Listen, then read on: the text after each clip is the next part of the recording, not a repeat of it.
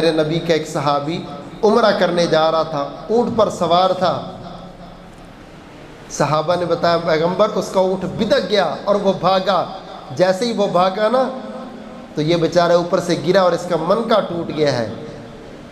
محبوب وہ فوت ہو گیا ہے۔ آپ نے فرمایا سنو، جو عمرے کے لیے جائے اور حج کے لیے جائے اور اس راستے میں جائے، اس راستے میں جس کو موت آ گئی قیامت والے دن وہ اٹھے گا تو تلبیہ پڑھتا ہوا لبیک لبیک کہتا ہوا اٹھے گا۔ اور میرے صحابہ اس کو غسل دو، خوشبو نہ لگانا، میرے صحابہ اس کو غسل دو، اس کے سر پر کفن نہ پہنانا، ویسے اس کو دفن کر دینا، کیونکہ قیامت والے دن بندہ اسی حالت میں اٹھے گا جس حالت میں اس کی موت ہوئی۔ میرے بھائی گانے سنتے ایکسیڈنٹ ہو گیا تو سمجھ، مجرا دیکھتے حادثہ ہو گیا تو سوچ، گندی سوچ لے کے جا رہا تھا مر گیا تو سوچ، لیکن کتنا سعادت مند وہ انسان ہے جس کی موت ہوئی عمرے کے لیے جاتے، حج کے لیے جاتے، اس سفر میں یا عمرہ کرتے ہوئے طواف کرتے ہوئے حالت نماز میں موت آ گئی، حالت روزہ میں موت آ گئی،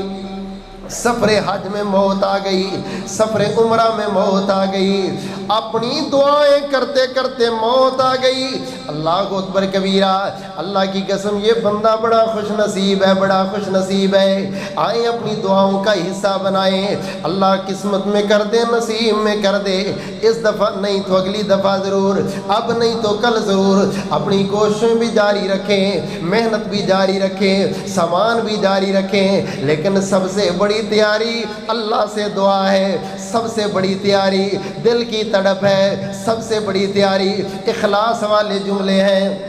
سب سے بڑی تیاری مالک سے مناجات ہے۔ دعا ہر سال ہے میری کہ میں مولا دے گر جاواں، میرے دل دی خواہش ہے میں حج کعبے دا کراواں،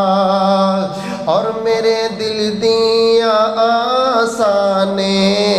تے زمزم دیاں پیاسانے، پلا دے ساکی جام اسدا میں پی پی